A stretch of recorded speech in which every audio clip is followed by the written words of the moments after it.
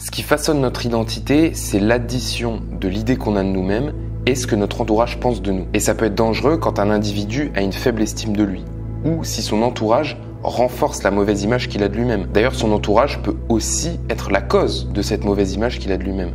Dans ce cas-là, celui qui n'arrive pas à se détacher de son identité se retrouvera coincé dans l'image qu'il a de lui-même. Si elle est défectueuse, son esprit, son corps et sa créativité pourriront dans une cage de laquelle il ne pourra jamais sortir. Je vais prendre un exemple récent et très concret. En ce moment, avec mon groupe l'Iliade, on fait un défi où tous les jours du mois d'octobre, on doit créer au moins une connexion avec un inconnu. Et après, on fait un petit récap de l'interaction du jour sur la plateforme du groupe pour se tenir au courant du respect du défi, se donner des conseils et raconter nos anecdotes aussi. Et à chaque fois que je suis sur le point de lancer une conversation avec un inconnu pour créer une connexion et valider le défi, il y a une petite voix dans ma tête qui me dit « Non, Paolo, le fais pas. C'est trop bizarre, c'est pas toi, c'est pas ton genre de parler avec des personnes comme ça. Toi, t'es un gars qui a pas la tchatche, force pas les choses. » Cette voix-là, c'est celle de mon ancienne identité de timide, pas du tout courageux et qui se soucie trop du regard des autres, qui refait surface. Et dans le passé, j'ai fait des efforts pour l'effacer, mais elle revient toujours à la charge pour se coller à moi comme une étiquette. Aujourd'hui, ça me demande encore une grosse force mentale pour empêcher cette identité de revenir m'handicaper. Et pour n'importe qui dans cette situation, si tu lui rajoutes un environnement qu'il soutient pas et même qui renforce cette identité en disant des choses du genre « c'est normal que tu galères à rencontrer des nouvelles personnes, t'es quelqu'un de timide, c'est pas dans ta personnalité, là c'est foutu, t'es condamné ». Mais attention, ça peut toucher des trucs encore plus ridicules. Par exemple, si t'as attaché trop ton identité au fait d'être un grand buveur de café et que quand t'en bois pas, tu passes une sale journée, c'est pas parce que t'as pas eu de caféine ou qu'il se passe pas la même chose dans ton corps, mais c'est juste que ton cerveau, il est en mode panique parce que tes actions ne matchent pas ton identité, l'image que tu as de toi-même.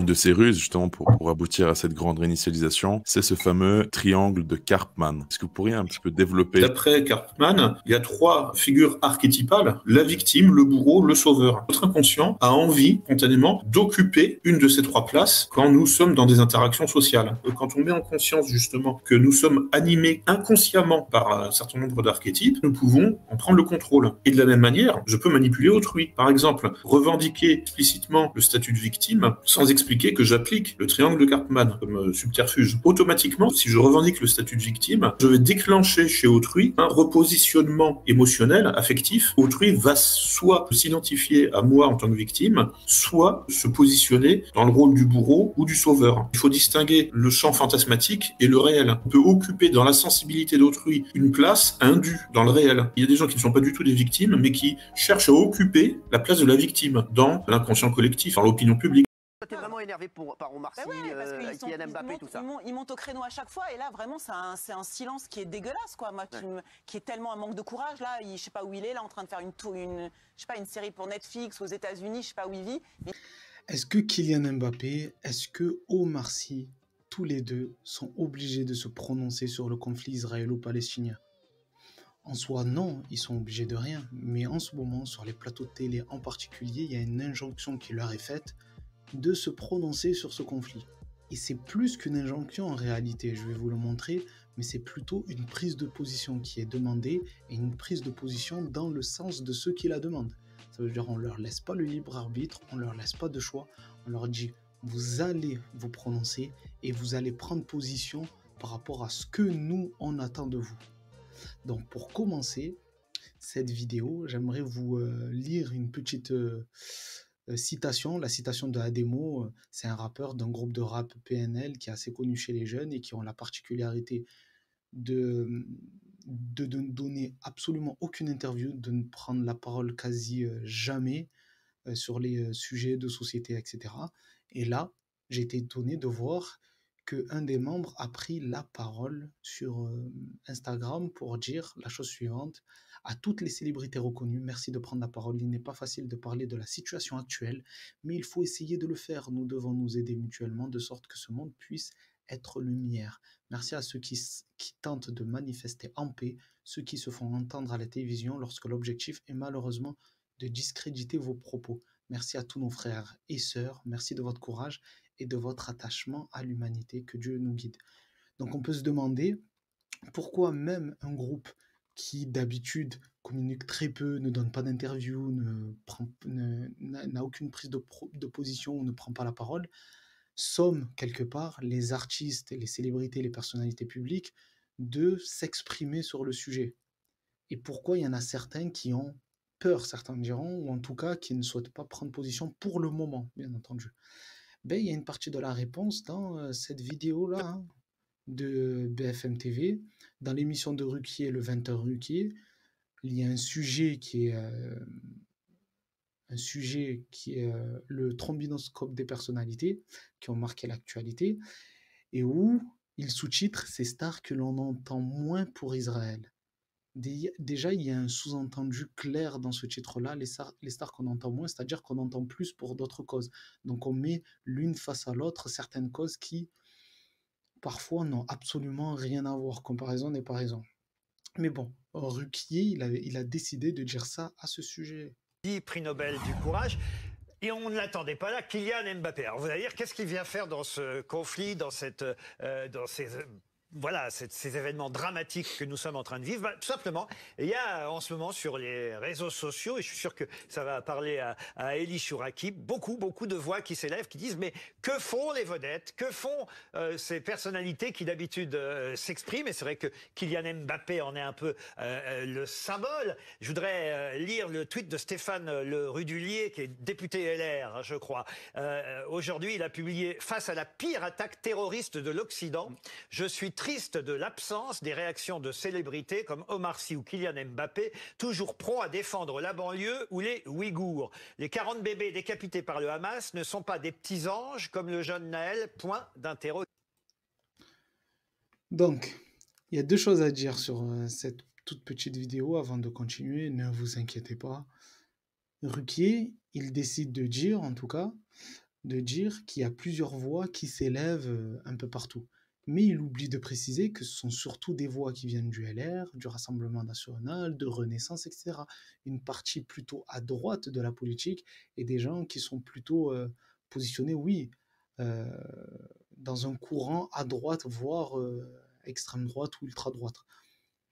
Et que surtout, ce qui leur est reproché à ces deux célébrités, et on les cible justement, c'est parce qu'ils ont pris position dans l'affaire Naël. C'est surtout ça qui est mis en exergue. On ne leur dit pas juste « vous n'avez pas pris position » parce qu'il y a énormément de personnalités qui n'ont pas pris position. Mais pourquoi on pointe du doigt ces deux-là? C'est par rapport à ça. Omar Sy, le 28 juin 2023, qui tweet « Mes pensées et prières vont à la famille et aux proches de Naël, mort à 17 ans ce matin, tué par un policier à Nanterre. Qu'une justice digne de ce nom honore la mémoire de cet enfant. » Et Kylian Mbappé, lui, on va retrouver son tweet de l'époque, son tweet initial, parce qu'ensuite il a eu un message d'apaisement, etc. Mais son tweet initial, c'était « J'ai mal à ma France, une situation inacceptable. Toutes mes pensées vont pour la famille et les proches de Naël, ce petit ange parti beaucoup trop tôt. » Donc c'est ça qui leur est reproché. C'est d'avoir pris position à ce moment-là, et à partir du moment où ils ont pris position, en tout cas, ils ont pris la parole sur ce sujet-là, il y avait des personnes, je dirais mal intentionnées, qui étaient prêtes à leur taper dessus dès qu'ils en trouveraient l'occasion. Parce que quand on voit les premières réponses, on voit Damien Rieu, Clovis Lutès, Jordan Florentin, donc de Livre Noir.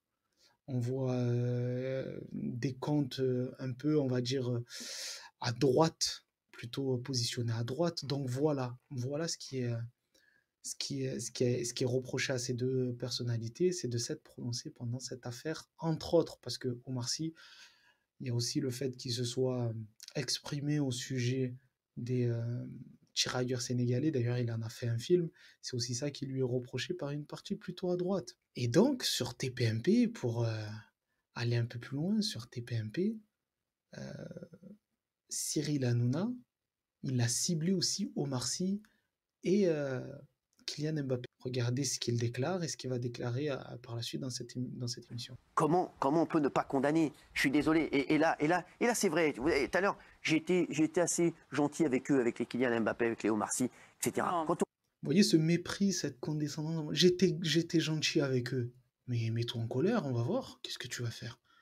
Genre avec mes petits, mes tout petits, là, j'ai été gentil, là, je vais leur donner la fessée parce qu'ils sont pas allés dans mon sens. Et mec, quand on a tweeté pour les Ouïghours, c'est très bien, il faut le faire. On en a même reçu Toutes les causes. ici quand on a tweeté Les femmes pour afghanes. tous les drames, pour l'Ukraine.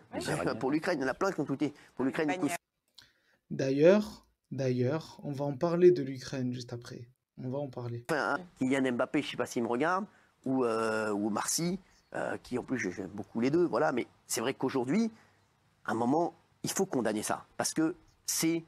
Aujourd'hui, il y a combien de personnalités en France? Les 10 Vous ne verrez jamais Cyril Hanouna pour un autre sujet qui n'est pas en rapport avec le conflit israélo-palestinien, sommet des célébrités, et en particulier Omar Sy ou Kylian Mbappé, de condamner ou de se positionner sur d'autres sujets. Aucun autre sujet, quasiment. Il a fait intervenir des gens qui ont parlé de pédocriminalité, des gens qui ont parlé de meurtre, de VIOL, etc. Des affaires extrêmement graves. Il n'a jamais sommé aucune personnalité de se positionner. Et à juste titre, je trouve qu'il a eu raison de le faire. Mais dans ce cas-là, il faut le faire pour tous les sujets. Il faut être équitable. Et surtout, celle que je voudrais montrer, c'est Géraldine Maillet, parce qu'apparemment, elle a quelque chose contre Omar Sy, Mbappé, etc. Regardez ce qu'elle déclare. Très peu, très Mais peu. pas très peu. assez, Pas pas au du Marcy, tout. en tout C'est cas. ça qui est dingue. Qu'est-ce que vous avez dit? Pas au On Marcy, n'en parle pas. Voilà. Qu'est-ce que vous avez dit? Vous avez dit Omar Sy? Oui, on va vous donner la parole parce que c'est sur lui qu'on doit taper. Il y a Franck Tapiro là qui parle, et d'un coup, Cyril Hanouna, il entend Omar Sy, c'est le mot. Oh oui, il faut la laisser parler, elle va lui taper dessus. C'est Regardez. ça qui est dingue. Qu'est-ce que vous avez dit? Pas au On Marcy, n'en parle pas. Géraldine, Il faut toi, aller les toi, récupérer. s'il vous plaît, toi, t'es vraiment énervé par Omar Sy, Bah ouais, parce qu'ils Kylian ils Mbappé, montent- tout ça. ils montent au créneau à chaque fois, et là vraiment c'est un silence qui est dégueulasse, quoi. Moi, qui est tellement un manque de courage. Là, je sais pas où il est, là, en train de faire je sais pas, une série pour Netflix aux États-Unis, je sais pas où il vit, mais il nous donne des leçons tout le temps de courage, de genoux à terre contre le racisme et tout ça. Et là, franchement, il est pas du tout au rendez-vous. Pas D'accord. Donc, déjà, premièrement, c'est avec un mépris qu'elle le dit, mais quel mépris? Il est en train de faire un tournage quelque part. On sent un brin de jalousie dans tout ça, j'ai l'impression. Mais elle lui reproche de ne pas prendre position et que c'est une marque de lâcheté, d'accord? Le reproche qu'elle dit, c'est il est lâche parce qu'il ne prend pas la parole, plutôt. Il ne prend pas la parole, c'est juste ça qu'elle lui reproche. Très bien, très bien, très bien. On va reprendre l'émission TPMP d'il y a 8 mois où Omar Sy s'est exprimé sur l'Ukraine. Elle va s'exprimer justement par rapport à Omar Sy. Et on va voir si c'est sa prise de parole. Parce que pour le coup, il a pris la parole. Non, on n'a pas rien à foutre. Non. Pas d'accord. c'est pas arrêté. Juste Géraldine, L'Éthiopie, la chanson, c'est ce qu'a dit Omar Sy. Moi, je trouve qu'il a un petit côté oui, qui fait de la géopolitique. C'est plein de bonnes intentions, je suis un peu d'accord, il mélange tout, il met sur le même niveau l'Ukraine et l'Iran, alors qu'il y a un pays comme l'Ukraine qui se fait attaquer par la Russie. La Russie, aujourd'hui, c'est elle qui est avec les milices Wagner partout en Afrique, donc il ferait mieux de s'occuper plutôt des milices Wagner que nous, parce que nous, on a été dégagés du Mali. Donc c'est beaucoup plus compliqué que ça, la géopolitique. Et je trouve qu'Omar Sy, c'est mieux qu'il parle de cinéma et pas de géopolitique, parce que là, je le trouve totalement largué. Ok. Donc, on est bien d'accord. Géraldine Maillet, dans toute son intelligence incroyable, elle demande à Omar Sy de ne pas se mêler du conflit russo-ukrainien parce que il n'est pas au niveau. Il ferait mieux de se mêler de la milice Wagner qui fout la merde en Afrique. En bref, occupe-toi de l'Afrique, ne t'occupe pas de ce conflit parce que comme tu n'es pas dans la position qu'on souhaiterait que tu n'es pas au niveau. C'est pour ça que je vous l'ai dit dans l'introduction, c'est que ce n'est pas une prise de parole qu'ils veulent de Mbappé ou de Omar Sy. Ils veulent qu'ils prennent position et la position qu'ils auront choisie pour eux. C'est ça qu'ils veulent. Donc vous, dites-moi en commentaire ce que vous pensez de tout ça. Est-ce que vous pensez que Kylian Mbappé ou Omar Sy devraient prendre position? Est-ce qu'ils devraient prendre la parole? Qu'est-ce qu'ils devraient faire? Et pour illustrer tout ça, j'ai un dernier extrait à vous faire voir.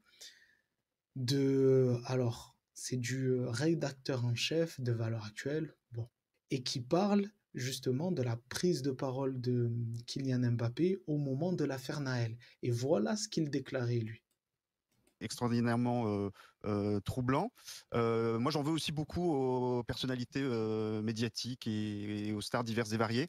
Personnellement, je me contrefous de l'opinion de Kylian Mbappé sur ce sujet. Bah alors donc c'est pas gênant. Bah, il a le droit de si, parce s'exprimer que quand même. non, sauf que je vois pas à quel titre il s'exprime déjà, et ensuite on ne l'entend pas sur d'autres sujets où on pourrait Bon, l'entendre. c'est pas le aussi. dernier à s'exprimer. Non, non, mais franchement, moi si, je si. l'ai pas entendu. Au titre de l'humanité, peut-être, Laurent. Est-ce qu'il avait réagi à la mort de Samuel Paty? Je ne Oui, crois pas. Samuel Paty, oui. Si, il a réagi. Alors, autant pour moi. Ça, oui, non.